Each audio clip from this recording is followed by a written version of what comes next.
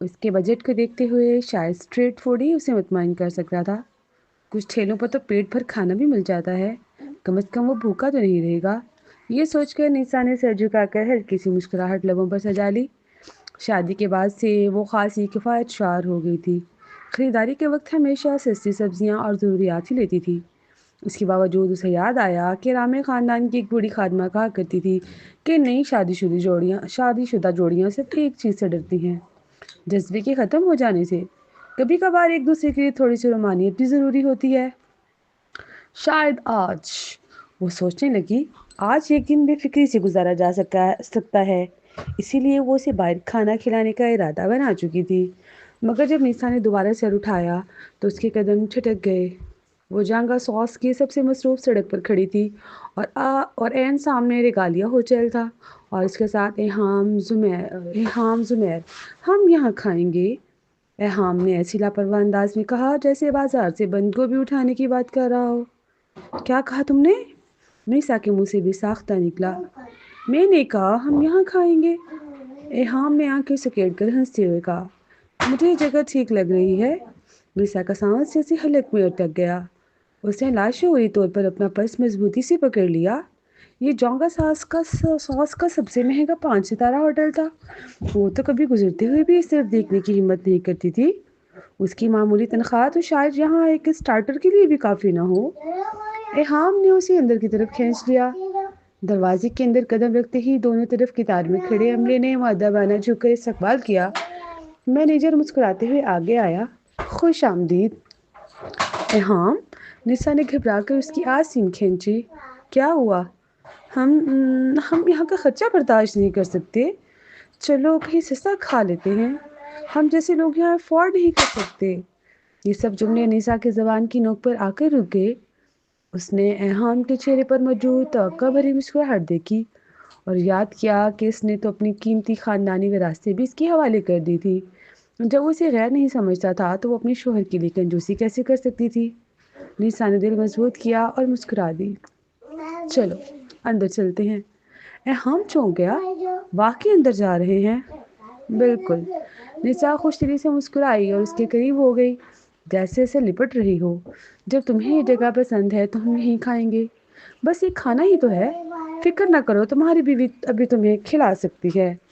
ایہام پلک جھپکنے لگا۔ اس نے جان بوجھ کر یہ جگہ منتخب کی تھی کیونکہ اسے معلوم تھا کہ نیسا کی تنخواہ زیادہ نہیں ہے۔ اسے توقع تھی کہ وہ بہانے بنائے گی، شاید سستی سبزیاں لے کر گھر جا کر کھانا پکانے کا کہہ دے گی۔ وہ تو بس اسے چھیڑنا چاہتا تھا اور اسے مجبور کرنا چاہتا تھا کہ وہ مان لے کہ وہ زارما رامے نہیں بلکہ اس کی جگہ آئی ہوئی بیوی ہے۔ مگر اچانک اسے محسوس ہوا کہ اس کی شرارت حد سے آگے بڑھ گئی ہے۔ کیوں نہ ہم؟ وہ بات مکمل بھی نہ کر پایا تھا کہ نیسا اسے اندر گھسیٹ لے گئی۔ انہیں کھڑکی کے پاس والی میز ملی جہاں سے رات کا منظر صاف دکھائی دے رہا تھا۔ نیسا نے 2 ڈشز آرڈر کی، زیادہ مہنگی نہیں مگر یہی اس کی استطاعت تھی۔ اس نے ویٹر کو واضح طور پر بتایا تھا کہ مقدار کم رکھی جائے، بس اتنی کہ ایہام کا پیٹ بھر جائے۔ تم کھا کیوں نہیں رہی؟ ایہام نے اس کی آنکھوں میں دیکھتے ہوئے پوچھا۔ نیسا مسکرا دی، نظریں چرا کے، مجھے بھوک نہیں ہے، میرا دل نہیں چاہ رہا۔ مگر ابھی تم شکایت کر رہی تھی کہ میں نے گھر پر کھانا نہیں بنایا۔ نیسا خاموش ہو گئی۔ اس کی صاف آنکھوں میں الجھن صاف جھلک رہی تھی۔ ایہام نے اپنی کٹلری میز پر رکھ دی۔ اس کی گہری آنکھیں جیسے اسے آر پار دیکھ رہی ہوں۔ چند لمحوں کے توقف کے بعد وہ بولا، ہمیں شادی ہوئے کچھ وقت ہو گیا ہے، کیا تمہیں مجھے کچھ بتانا نہیں ہے؟ نیسا رامی واضح طور پر گھبرا گئی تھی اور اس کا دل زور زور سے دھڑک رہا تھا۔ کیا اسے کچھ پتہ چل گیا تھا یا پھر اس سے وہ باتیں سن لی تھی جو لوگ کہہ رہے تھے کہ رامے خاندان نے ایک ناجائز بیٹی کو استعمال کر کے شادی کا معاہدہ پورا کیا ہے؟ کیا لوگوں نے یہ کہا تھا کہ اس نے خاندان کی قیمتی وارثہ سے نہیں بلکہ جعلی لڑکی سے شادی کی ہے؟ مردوں کی بھی انا ہوتی ہے، وہ بھی یہی چاہتے ہیں کہ ان کی شادی کسی امیر اور خوبصورت لڑکی سے ہو، نہ کہ اس جیسی غریب لڑکی سے۔ نیسا نے نظریں جھکا لی۔ اس کے ہاتھ بے چینی سے کپڑوں کے دامن کو مروڑ رہے تھے۔ وہ خود کو بار بار سمجھا رہی تھی کہ اسے کسی صورت سچ قبول نہیں کرنا ہے۔ ایہام زمیر لڑائی کے جرم میں جیل جا چکا تھا اگر اس نے اس بات پر ہنگامہ کھڑا کر دیا تو نتائج ناقابل تصور ہوں گے۔ ہاں، مجھے کیا کہنا ہے بھلا؟ اس نے چمکتی آنکھوں سے اس کی طرف دیکھا اور بات بدلنے کا راستہ سوچنے لگی۔ او ہاں، اس مہینے میری ایک بھی سیل نہیں ہوئی، اس لیے اگلے مہینے مجھے زیادہ محنت کرنی ہوگی۔ میں شاید اب اتنی بار واپس آ کر کھانا نہ بنا سکوں۔ تم خود اپنا خیال رکھ لو گے نا؟ میں کوئی بچہ نہیں ہوں، ظاہر ہے میں ٹھیک رہوں گا۔ ریحام زمیر مسکرایا اور اپنی پلیٹ میں رکھی لابسٹر روسٹو کا آدھا حصہ اس کی طرف بڑھا دیا۔ نیسا نے ضد کی کہ وہ نہیں کھائے گی، مگر اس نے گہری نظروں سے دیکھتے ہوئے پوچھا، کیا میں تمہیں اپنے ہاتھوں سے کھلاؤں؟ یہ سن کر نیسا نے فوراً نظریں جھکا لی اور آخر کار مان گئی۔ کچھ دیر بعد ریحام زمیر کو فون وائبریٹ ہوا۔ یہ ظالم شہاب کا پیغام تھا۔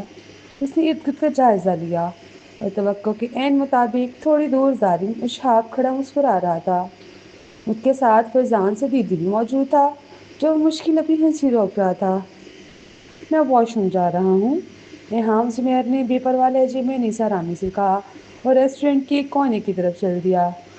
ظالم شہاب آخر کار ہنس پڑا۔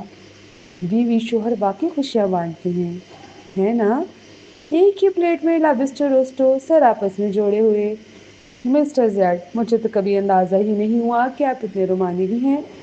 ریحام زمیر نے سکھورا، جس پر ظالم فوراً خاموش ہو گیا۔ مسٹر زیڈ، اسے اتنی باتیں کرنے پر الزام نہ دو۔ فرزان سدیدی ہنسا، مجھے خود حیرت ہو رہی ہے، لگتا ہے تم واقعی اس کے ساتھ اچھا وقت گزار رہے ہو۔ ریحام زمیر سنجیدہ ہو گیا۔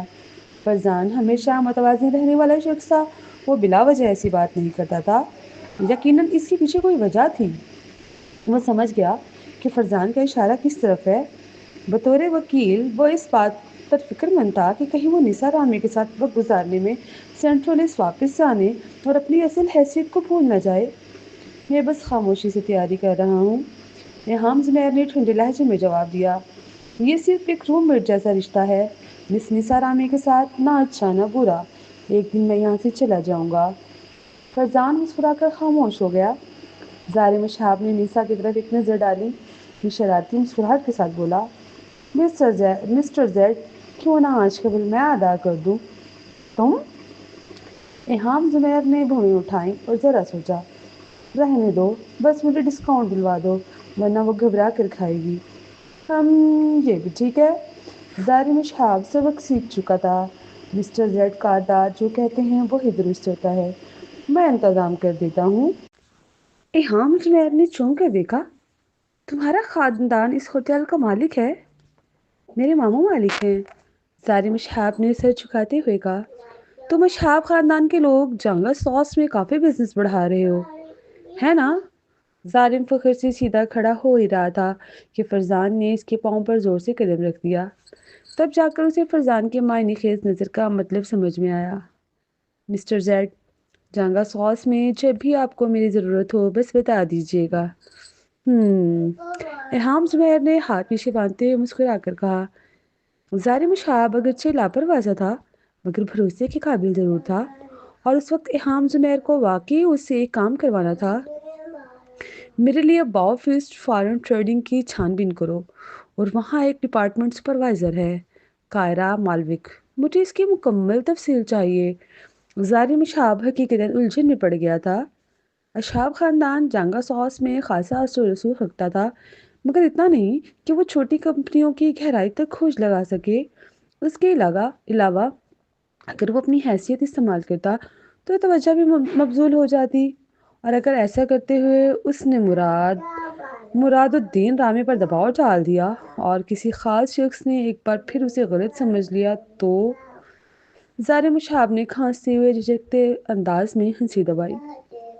مسٹر زیڈ، کوئی مسئلہ نہیں ہے، لیکن پہلے ہی واضح کر دوں کہ اگر اس دوران کوئی افواہ پھیلا دے اور یہ کہنا شروع کر دے کہ میرا آپ کی پیاری بیوی کے ساتھ کوئی چکر چل رہا ہے یا کچھ ہو تو آپ اس پر یقین نہیں کریں گے۔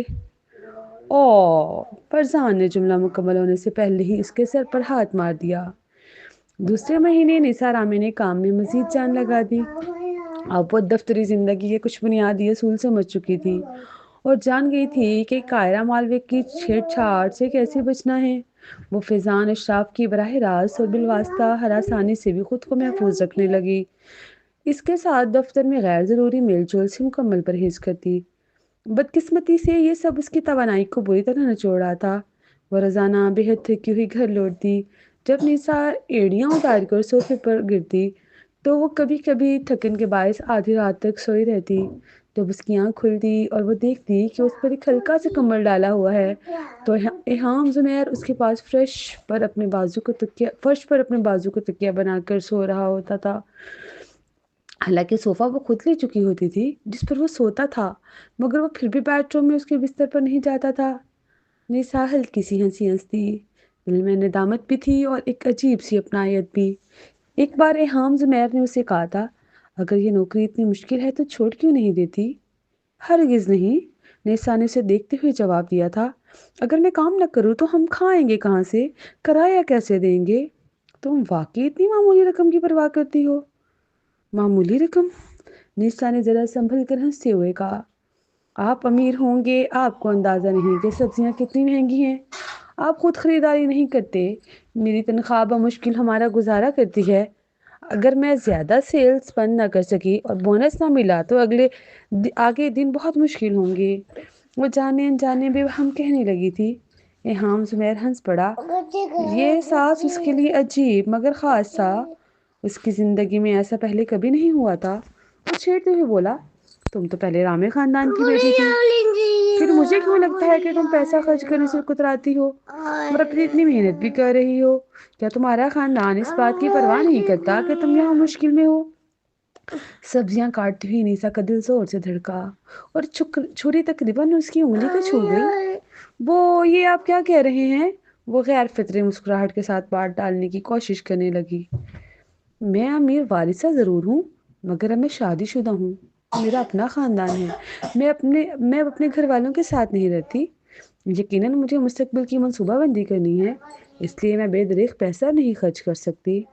واقعی؟ ایہام زمیر کی مسکراہٹ اور گہری ہو گئی۔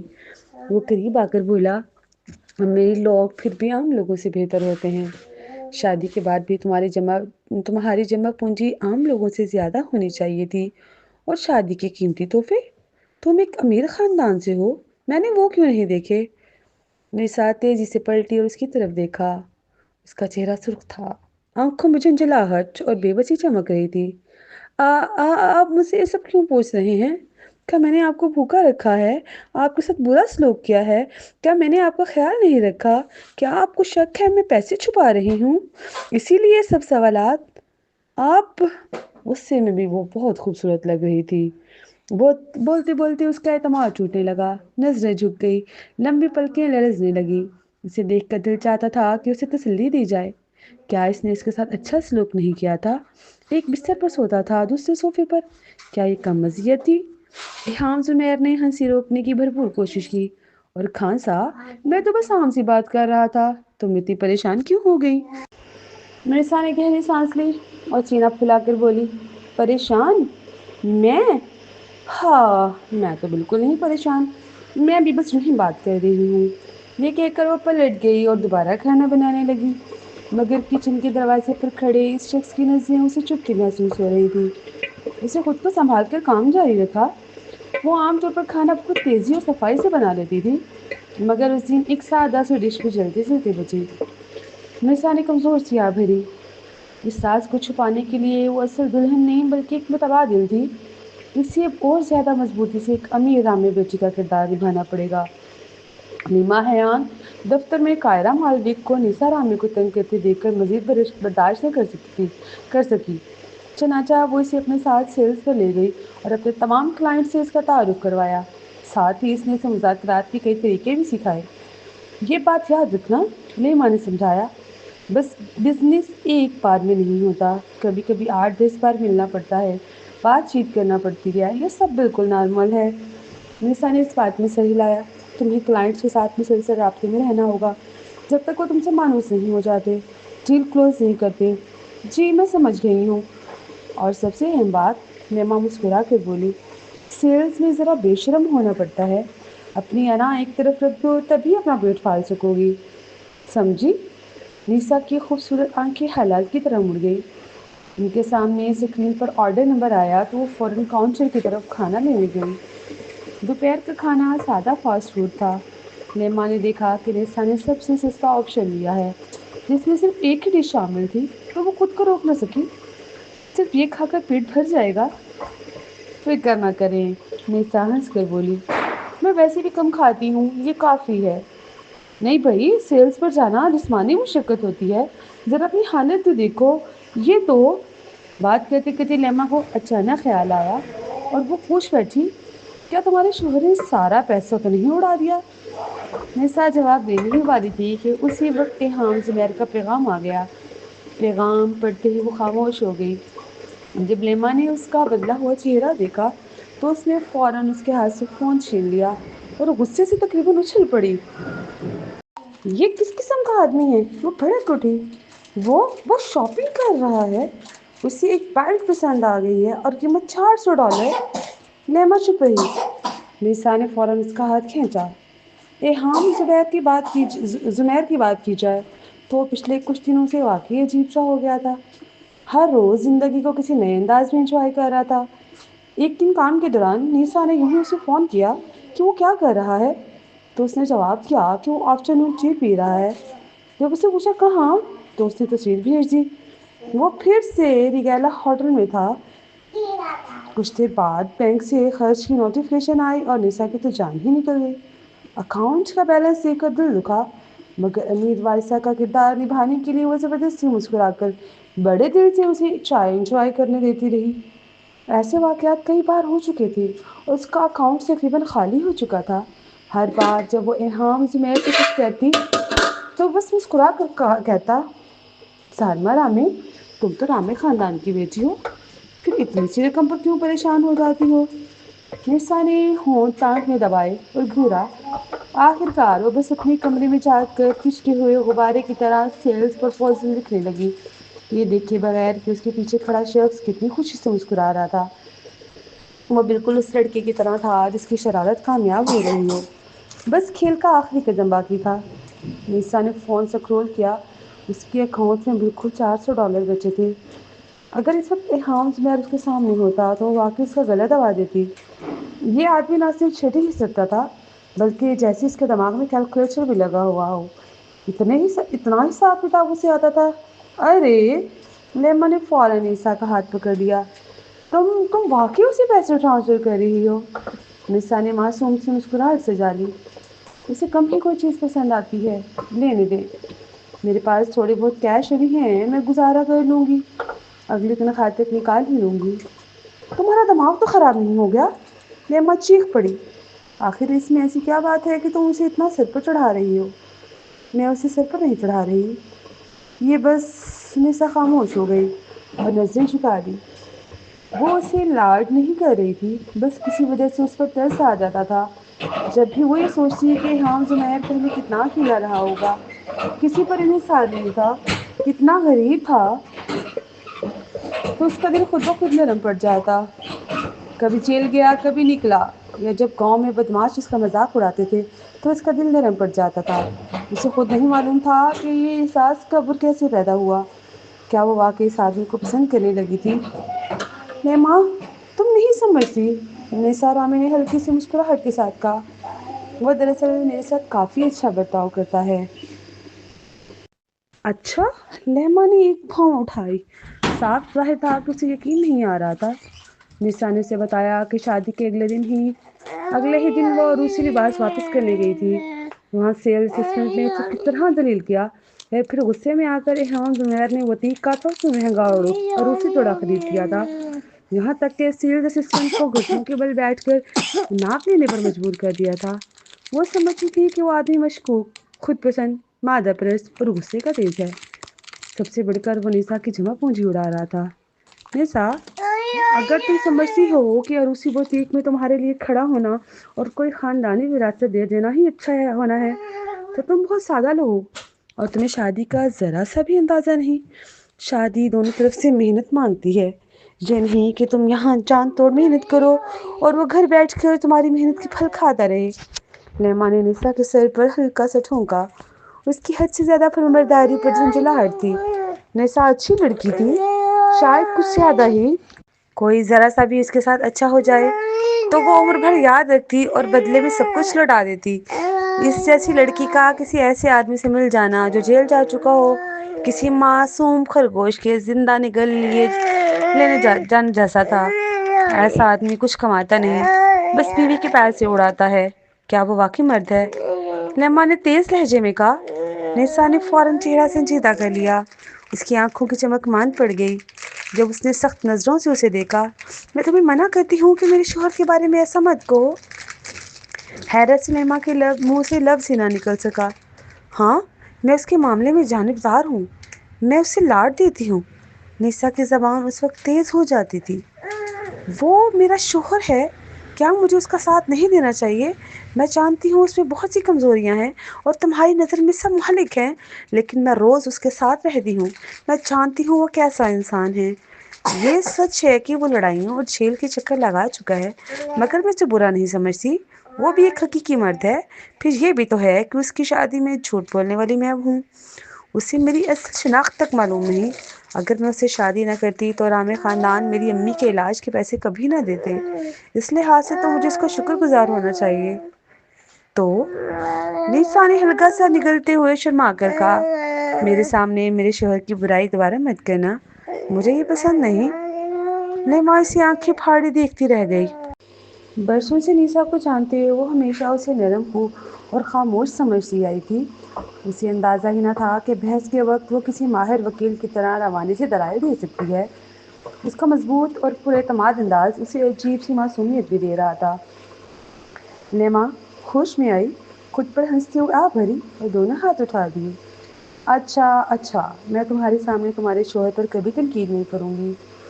ہائے، تم دونوں شادی شدہ ہو، ایک ہی بستر بانٹتے ہو، میں اس کا مقابلہ کیسے کر سکتی ہوں؟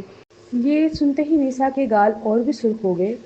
لیما نے اس کی لالی کی وجہ غلط سمجھ لی اور شرارتی مسکراہٹ کے ساتھ بولی، ویسے بستر بانٹنے کی بات آئی ہے تو کیا تمہارا شوہر تمہیں اپنے جال میں پھنسا چکا ہے؟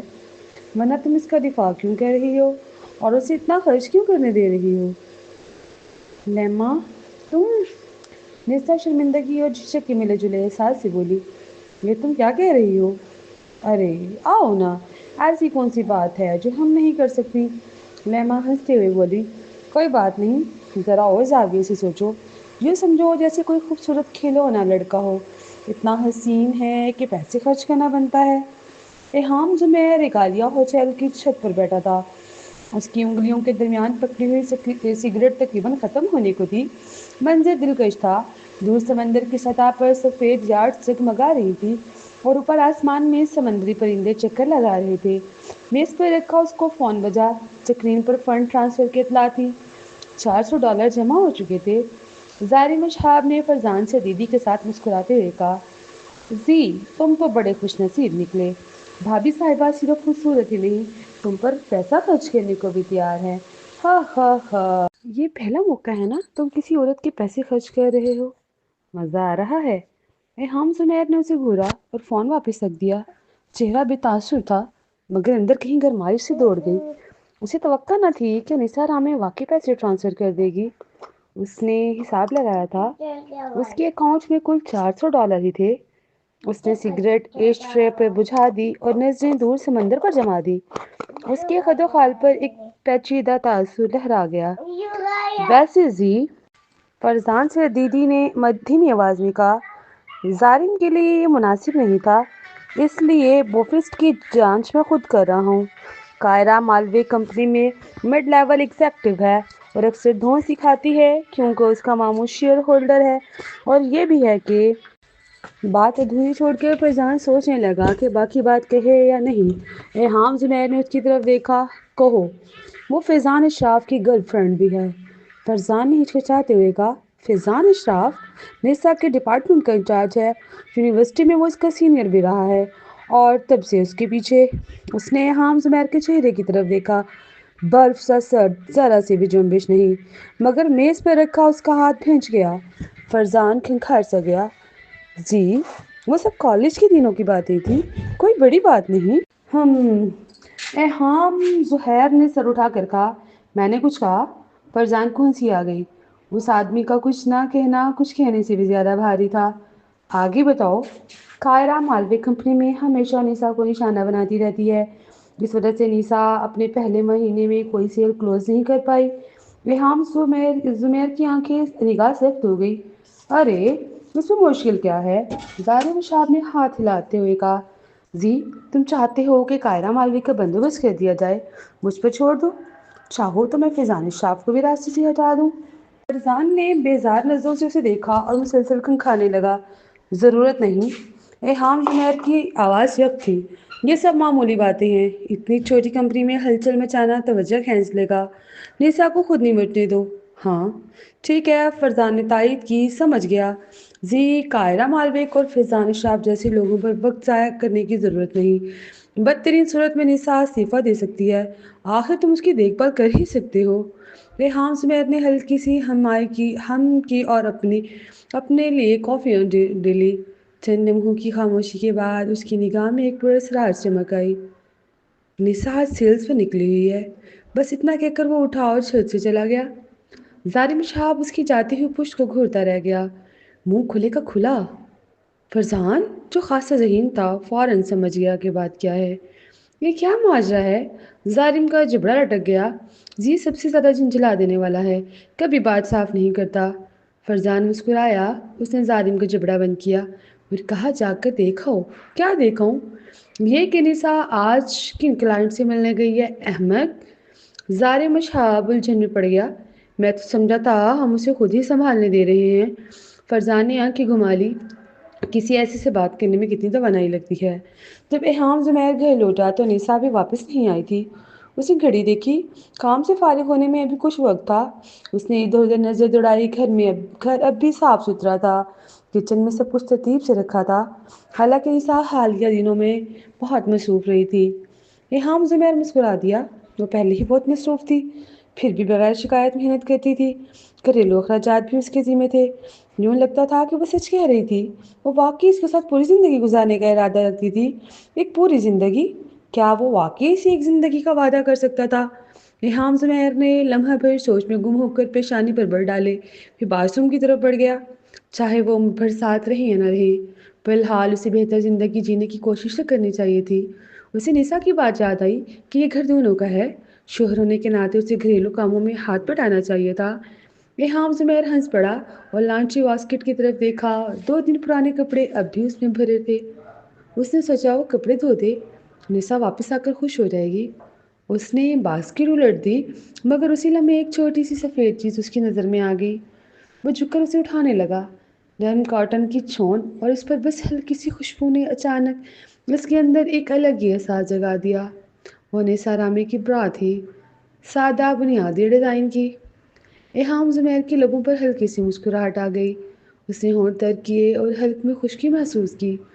होश में आते ही वो कपड़ों को वॉशिंग मशीन में डालने ही वाला था कि दरवाजे की आवाज़ आई। फिर इस छोटी सी औरत की आवाज़ सुनाई दी। एहाम, तुम घर आ गए हो। हाय, मैंने दोपहर में बहुत ज़्यादा पानी पी लिया था। अब तो हाल बुरा हो रहा है, फ़ौरन टॉयलेट जाना है। अचानक 4 आंखें मिली। दोनों एक लम्हे को साकित रह गए। निशा ने हैरत से एहाम की तरफ देखा। फिर उसकी नज़र नीचे गई। लॉन्ड्री बास्केट, गंदे कपड़े, कूलिंग वॉशिंग मशीन। उसने चीख मारी और पल भर में इसके गाल सुर्ख खो गए। ये तुमने क्यों पकड़े हुए हैं? ये तुम क्यों पकड़े हुए हो? वो लपक कर आगे बढ़ी और झट से अपनी ब्राउज उसके हाथ से छीन ली। दिल चाह रहा था ज़मीन में गिर जाए। यहाँ भी कुछ शर्मिंदा हो गया। उसके रद्द अमल से तो यूँ लग रहा था जैसे घर में कोई चोर घुस आया हो। ठहरो, वो उसे चोर तो नहीं समझ रही ना? वो वाला अजीब सा चोर जो बस प्रा ही चुरा लेता है। वाजिब घबराहट के साथ एहाम ने खंखार कर मुमकिन हद तक मामूल के लहजे में कहा, घर पर ज़्यादा काम नहीं था तो मैंने सोचा कपड़े धो दूँ। निशा नजरें झुकाए रही, उसकी तरफ देखने की हिम्मत ना हो सकी। दिल बेकाबू धड़क रहा था। तुम बस यही छोड़ दो, मैं खुद कर लूँगी। तुमने ही तो कहा था कि खानदान दोनों की मेहनत मांगता है, घरेलू काम भी बांटने चाहिए। नहीं नहीं, ये मेरा है, मैं खुद धो लूँगी। निशा बार बार सर हिलाती रही। शर्मिंदगी और झंझलाहट के बावजूद वो हद से ज़्यादा प्यारी लग रही थी। हाँ, उसे देखता रहा। जो किनारा उसने भी दबा रखा था अब किसी वहशी दरिंदे की तरह फिर से बेकाबू होने लगा।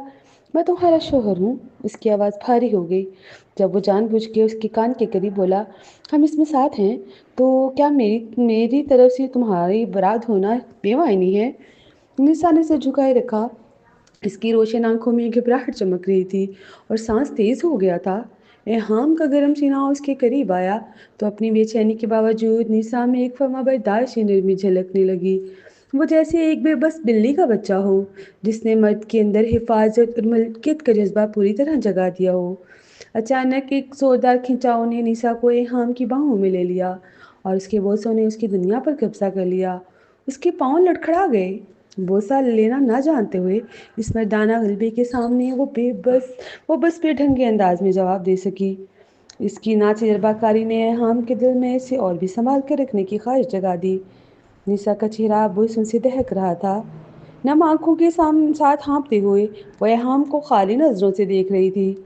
समझ नहीं पा रही थी कि आगे क्या होने वाला है। जो कुछ उनकी शादी की रात होना था, क्या वो अब होने वाला था? हाँ। निशा की नर्म आवाज़ किसी इशारे की तरह थी, जैसे बिल्ली का बच्चा हल्की सी खराश से मर्द के दिल को छेड़ दे। इहाम ने उसे उठाया और सीधा बेडरूम में ले गया, फिर बिस्तर पर रख दिया।